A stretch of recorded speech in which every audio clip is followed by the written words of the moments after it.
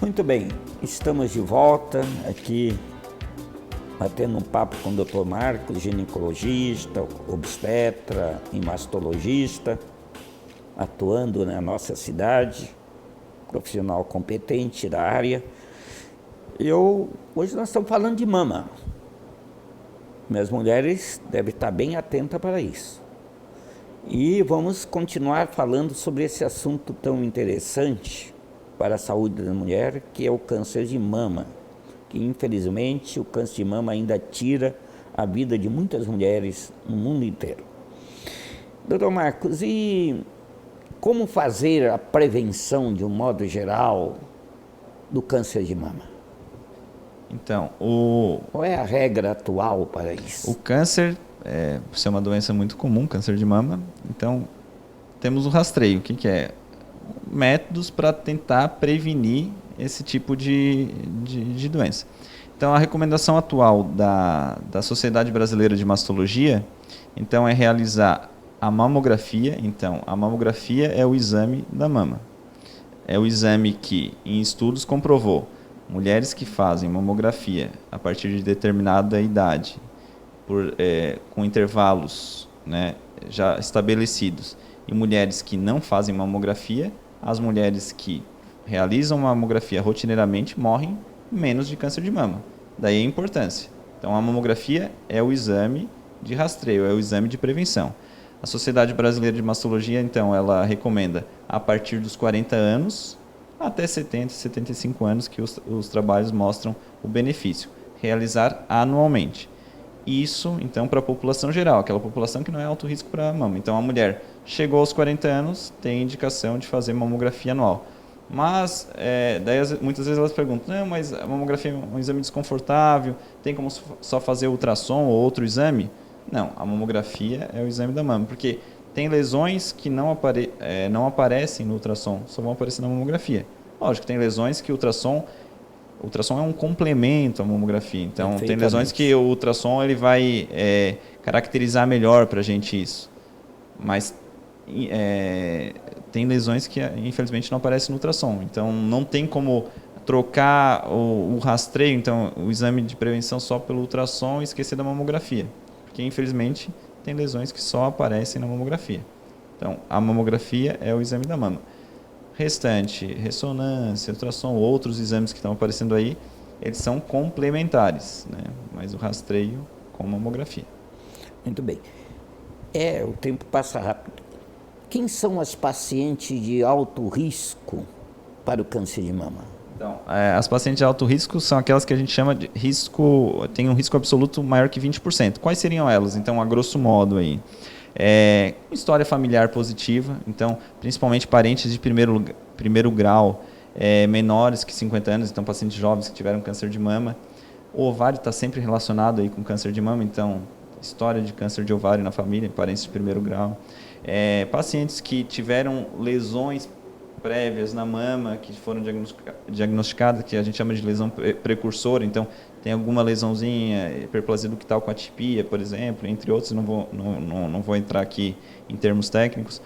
Pacientes que tiveram que fazer radioterapia no tórax entre 10 e 30 anos, por tratamento de linfoma, enfim. Então, se enquadrariam aí nesse grupo de alto risco. Então, a gente, na anamnese, ali na consulta, a gente vai tentar identificar essas pacientes que teriam, sim, um alto risco para câncer. Quando realizar, então, o rastreio nessas pacientes, né?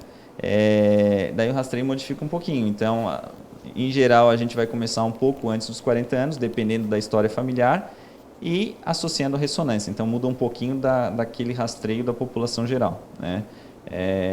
Identificando que ela tem esse alto risco para câncer de mama, então, muda um pouquinho aí o acompanhamento, né? E a genética tem algum fator hereditário na origem do câncer? Com certeza.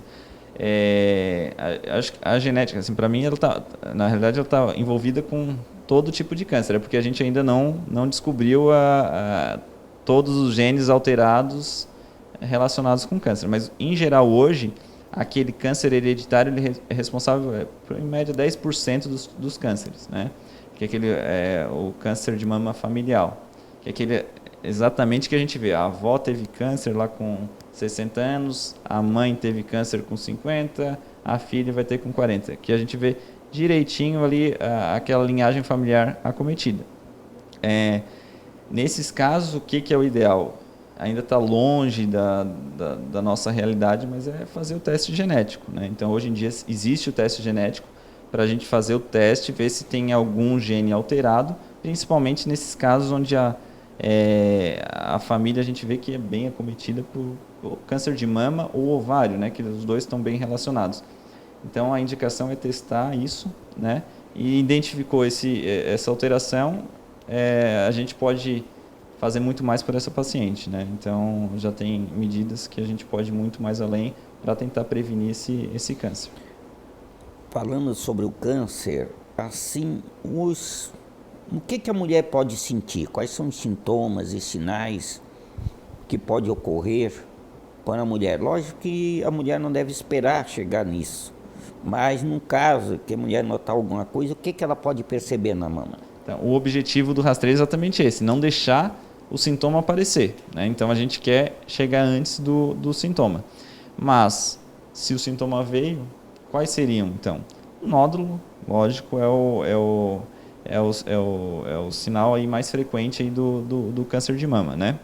Mas, lógico, a mulher notou alguma assimetria, então, a mama ficou diferente, ficou mais rígida, a pele ficou mais grossa, aquela pele ficou mais, parece que está descamando, ou a mama ficou mais avermelhada, sem dor, sem nada, sem febre.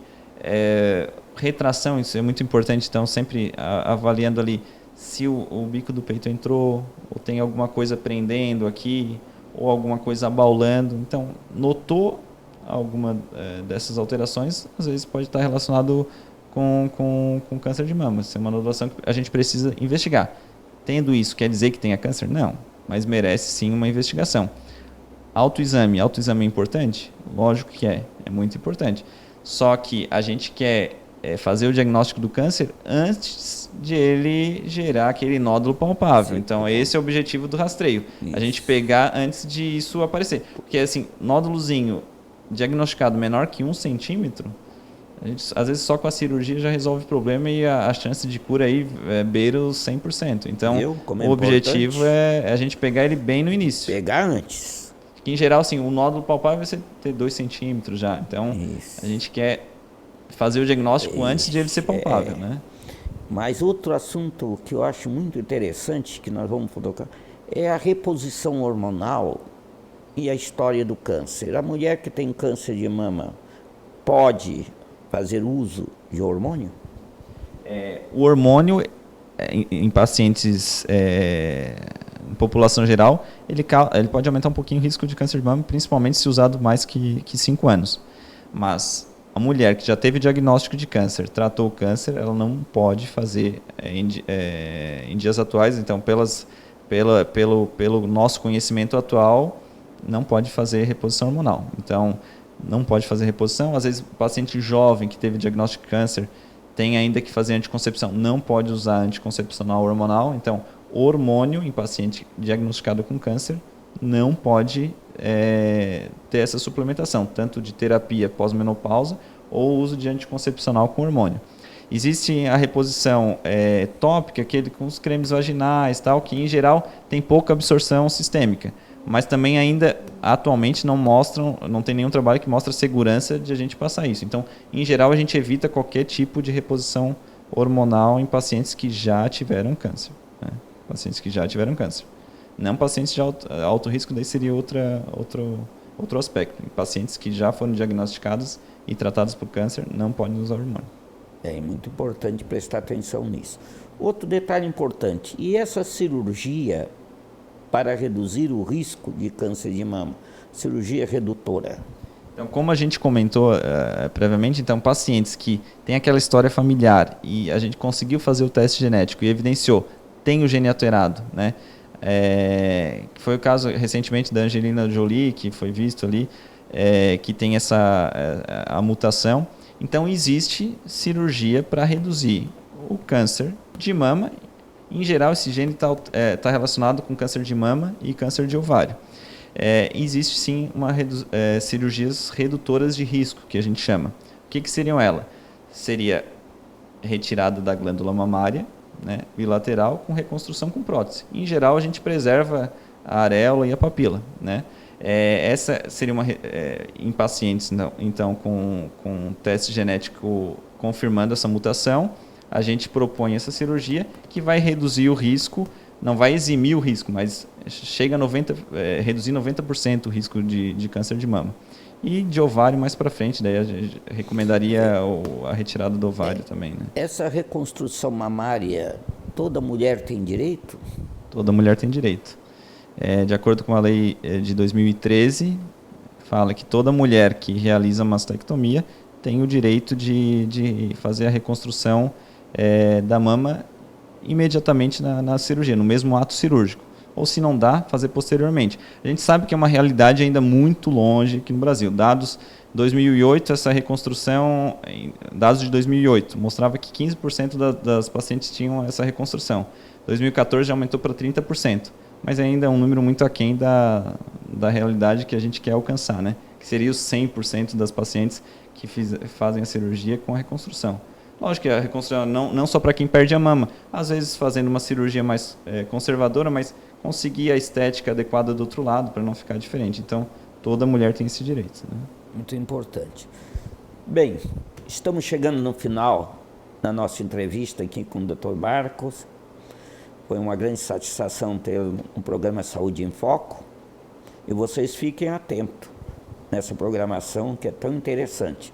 E coloco ao Dr. Marcos as considerações finais. Agradeço o convite, Dr. Mário, porque mais para esclarecer, porque às vezes tem paciente que nunca ouviu falar em mastologista, nem sabe que existe um médico especialista para cuidar da mama. E não só isso, falar de um tema tão importante que é a saúde da mulher, principalmente o câncer de mama, que é tão comum, acomete tantas mulheres aí no nosso meio. Então, esclarecer um pouco disso, tirar alguns mitos, mostrar algumas verdades aí, sempre é bom para a população ficar atenta a isso, né? Ótimo, muito bem. Eu acho que foi muito interessante o assunto que tratamos hoje e continue assistindo a TV Dubai e a sua programação normal.